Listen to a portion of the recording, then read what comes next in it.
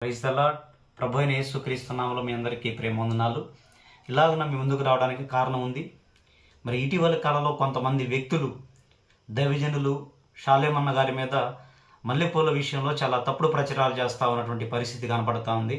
Social మీడియాలో, TV ఛానల్స్లో, Raj news అనేటువంటి channel, big TV, dial TV, ఇలా కొంతమంది ఛానల్స్ వాళ్ళు తప్పుడు ప్రచారాలు చేస్తూ ఉన్నటువంటి పరిస్థితి కనబడతా ఉంది.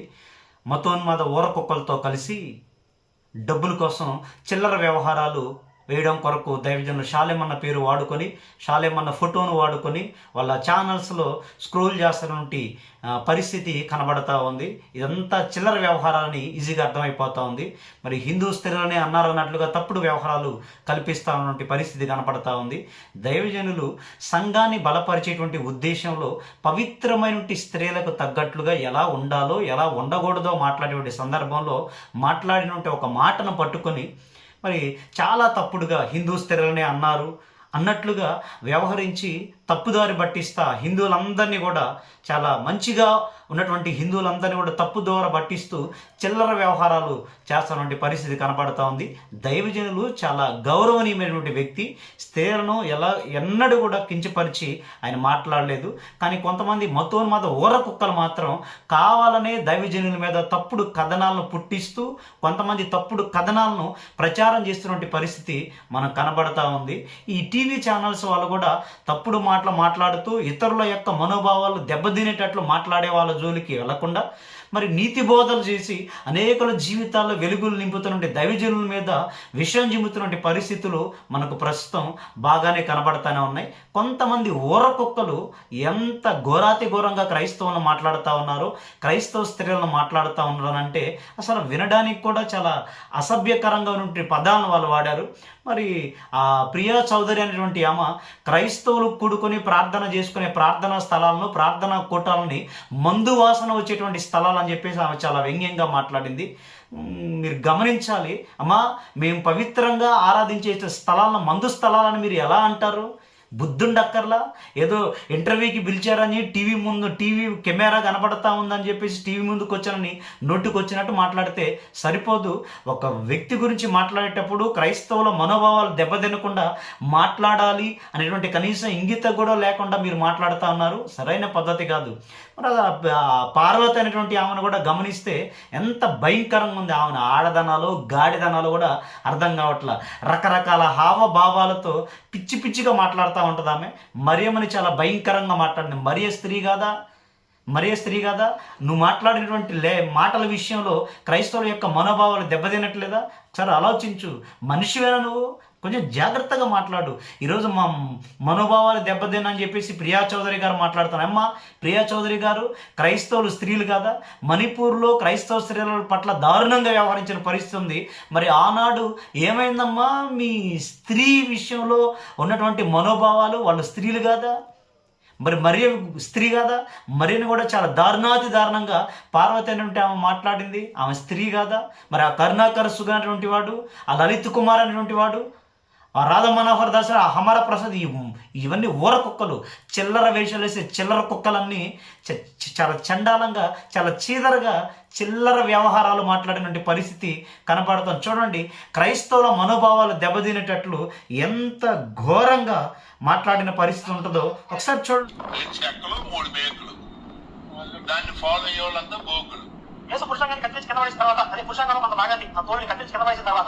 అది ఏమైంది?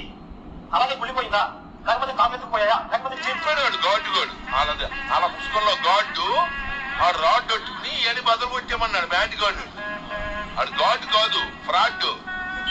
ఆడు గాడ్ కాదు, గాడ్డు. ఇందుకే మన అమ్మకి రిబ్బన్ కటింగ్ చేసిన వాడితే అదే రోజు రిబ్బన్ కటింగ్ అయిన తర్వాత 8 నెలలకు కదా, అంటే 8 months బ్యాక్ అనమాట. అంటే ఇప్పుడు డిసెంబర్ కదా, ఒక 8 months బ్యాక్ వెళ్ళి అదే కదా రిబ్బన్ కటింగ్ చేసిన బ్యాచ్ రోమన్ సైడ్. ఇక్కడ రోమన్ సైడ్ ఇంకెవరున్నారు మరి? చాలా మంది వస్తారు, మేమున్నాం అని. హమారా అన్న గారు, కుమార్ అన్న గారు రోమన్ సైనికుడు నేనే అని ఒప్పుకున్న వారికి ₹1,00,000 బహుమతి ఇస్తారు.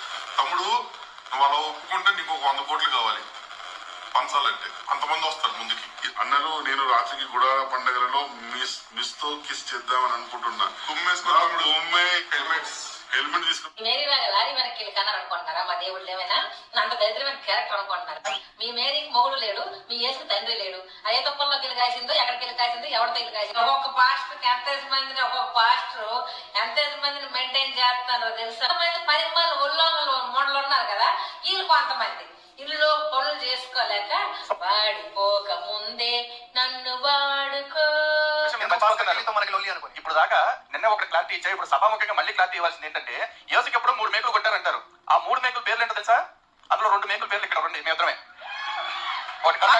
కనిపించిన 3వ మేకే భాస్కర్ కిల్లి సూపర్. అంటే మరి ఇక్కడ కళ్యాణ్ కుమార్ ఏంటో అవి కాళ్ళ కొట్టిన మేక, అది చెక్క అనుకోని చెక్క 2 చెక్కలు వేశారు కదా, అంటే నేమేదేసి కొట్టేశారు. ఇదేంటి ఇది దారుణం. ఆ 2 చెక్కలు మరి అంటే ఆయనతో పాటు ఈయన కూడా కలిపి కొట్టేశారు. మీరు ఏం మాట్లాడుతున్నారు? లాస్ట్ మిస్ అయ్యారు మీరు. సరే ఎనీవేస్ ఇట్స్ ఓకే. క్రైస్తవ సంజా కొడకల్లా జాగ్రత్తగా గుర్తుపెట్టుకోండి. క్రైస్తవ సంజా కొడకల్లా జాగ్రత్తగా గుర్తుపెట్టుకోండి. యెహోవా అనేవాడు దేవుడు ఎట్లయితాడు? వాడు psycho. Jehovah is a psycho God. Bible దేవుడు నా కాళ్ళు పట్టుకుని క్షమాపణ చెప్పాలి. క్రైస్తవుల భార్యను అన్యులకు అప్పగిస్తానని చెప్పాడు. చాలా రోజుల నుండి వేసుకుంటాను. కనీసం అనంతపురం పాస్టర్ గారి భార్యనైనా అప్పగించరాయి. బైబిల్ దేవుడు వాగ్దానం చేస్తే తప్పడండి. ఆట మీద నిలబడి తప్పడు. ఇశ్రాయేలు భార్యను అన్యులకు అప్పగిస్తానన్నాడు, అప్పగించాడు. అన్యులంటే క్రైస్తవులు కాని వాడు అన్యులు అని చెప్పి ప్రచారం చేస్తాం. కాబట్టి ఇప్పుడు వీళ్ళు ఎవరైనా తప్పు చేసినా కూడా అన్యులకు అప్పగిస్తాడు భార్యను కూడా. బైబిల్ దేవుడు డ్యూటీ అదే. ఈ భార్య నా దగ్గర, ఆడి భార్య దగ్గర అటు ఇటు మారుస్తా ఉంటాడు. ఎలా రౌడీస్ ఎవడైనా ఉన్నాడా? కూడా సృష్టిగా ఇక్కడ తయారు చేసిన పరలోకం నుంచి భాష ఏమైనా వచ్చిందా? ఇక్కడ ఒక మనిషి తయారు చేసిన పుస్తకం. దీని కాలకం తీసి తోకండి, దీని వచ్చిపోయింది. విన్నారా ప్రియులారా?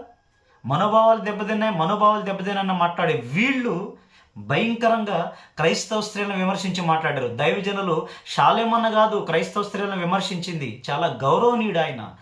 తమ్మునేల్సి ఎంత దారుణంగా పెడతా ఉన్నారు. చిలకలూరుపేటలో రోడ్లన్నీ తిప్పించాలి షాలేమరాజు గారు. ఏం చేశారని చిలకలూరుపేట రోడ్లన్నీ తిప్పిస్తారు? సనాతన ధర్మం జోలికొస్తే ఊరుకోం. అరే సనాతన ధర్మం గురించి ఏం మాట్లాడారు ఆయన? దేశద్రోహి.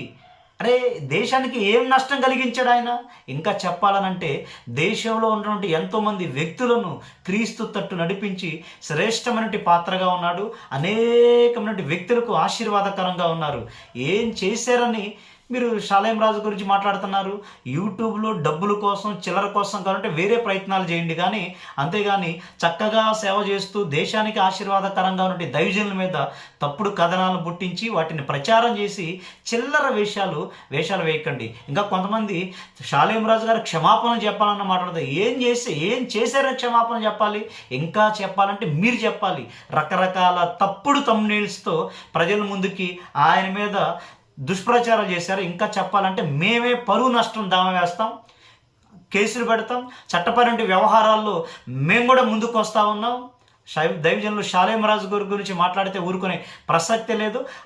దానిని అన్నారు అనని మాట్లాడని విషయాన్ని మాట్లాడారని చెప్పేసి తప్పుడు ప్రచారాలు ఎవరైతే సృష్టిస్తూ ఉన్నారో, ఎవరైతే వాళ్ళ వెనక పనిచేస్తూ ఉన్నారో మొత్తం ఊరకుక్కలు, ఆ ఊరకుక్కల విషయమై కూడా మేము జాగ్రత్త కలిగి ఉంటాం. వాళ్ళ మీద కూడా చట్టపరమైన చర్యలు తీసుకుంటాం. క్రైస్తవ స్త్రీలారా ఒక్కసారి మీరు కూడా ఆలోచించండి. దానికి దైవజనులు షాలేమన్న మాట్లాడని వీటి విషయాన్ని హిందూ స్త్రీలను అన్నారు అని చెప్పేసి మా మనోభావాలు దెబ్బతినని చెప్పేసి అంతగా గలవైపుతున్నటువంటి వాళ్ళు. మరి క్రైస్తవ స్త్రీలు ఒకసారి ఆలోచించండి. మరి వాళ్ళు డైరెక్ట్గా అన్న విషయాలు ఎన్నో ఉన్నాయి. మరియమ్మను భయంకరంగా తిట్టిన పరిస్థితి, అనంతపురంలో దైవజనుని భార్యను భయంకరంగా దూషించిన పరిస్థితి మనకు కనబడతానే ఉన్నాయి. మరి ఆ పార్వతి అనేటువంటి ఘోరంగా మరియమ్మను గురించి మాట్లాడుతూ ఉంది. ఇలా రకరకాలుగా మాట్లాడుతూ ఉన్నారు. ఆ ప్రియా చౌదరి అనేటువంటి ఆమె మిస్టర్ పాస్టర్ సాలెం రాజు ఆ పాస్టర్కి చెప్పు, మద్యానికి అలవాటు పడినటువంటి మీరు, మీ యొక్క కూటమి ఆ సమావేశాలు ఏవైతే ఉన్నాయో అవి మద్యం వాసనకు అలవాటు పడినటువంటి ప్రదేశాలు. క్రైస్తవ ప్రార్థనా మందిరాలను కూడుకునే స్థలాలను మందు వాసన వచ్చే స్థలాలని చెప్పేసి మాట్లాడుతూ ఉంది. క్రైస్తవ స్త్రీలరా ఇప్పుడైనా మేలుకోండి. అననదానికే అంతగా పెట్టిరేగిపోతున్నటువంటి వాళ్ళను చూసైనా మనం ఒక ఆలోచన చేయాలి.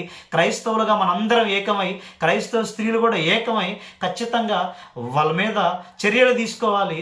మనకు కూడా మనోభావాలు ఉన్నాయి. మన మనోభావాలు దెబ్బతీసినట్టు వ్యవహరించారు కాబట్టి చట్టపరమైన చర్యలు తీసుకోవడానికి మీరు కూడా ముందుకు రావాలి. ఈ విషయంలో దైవజనులు షాలేం రాజు గారి పక్షంగానే కాదు, క్రైస్తవులందరి పక్షంగా క్రైస్తవ స్త్రీలు స్పందించాలి. ఇంకా నిద్రపోతూ ఉంటే ఊరుకునేటువంటి రోజులు కావు ఇవి, నిద్రపోయేటువంటి రోజులు కాదు. కనీసం ఇప్పుడైనా మేలుకొని క్రైస్తవుల పక్షంగా గలం విప్పాలి. కెమెరా ముందు కూర్చొని చాలా పద్ధతిగా మాట్లాడుతున్నటువంటి ఈ ఊరకొక్కలు ఉన్నాయే, ఈ ఊరకొక్కలు భయంకరంగా దుర్భాషలు చేసి బైబిల్ను తిట్టి ఇంత ఘోరాతి ఘోరంగా మాట్లాడిన వీళ్ళందరూ కెమెరాల ముందు ఏదో గదుల్లో కూర్చొని మాట్లాడటం కాదు, కానీ చిలకలూరుపేట రావాలి, షాలేమన్నకు వచ్చి క్షమాపణ చెప్పాలి. ఎందుకంటే క్రైస్తవుల మనోభావాలు దెబ్బతినేటట్లుగా క్రైస్తవ స్త్రీల పట్ల మరి దేవమాతగా పరిగణించేటువంటి మరియమ్మను సైతం దూషించారు. కాబట్టి వీళ్ళందరూ వచ్చి క్షమాపణలు చెప్పాలి. దైవజనులు షాలేమన్నకి చెప్పాలి, క్రైస్తవులందరికీ కూడా క్షమాపణలు చెప్పాలి. అసలు ఆ ఊరకుక్కల మాటలు ఏంటంటే అసలు వాళ్ళు ఏమనాలో, మనుషులు అనాలో ఏమనాలో కూడా అర్థం కావట్లేదు. అంత ఘోరంగా మాట్లాడుతున్నారు. ఖచ్చితంగా వాళ్ళందరూ రావాలి, క్షమాపణలు చెప్పాలి.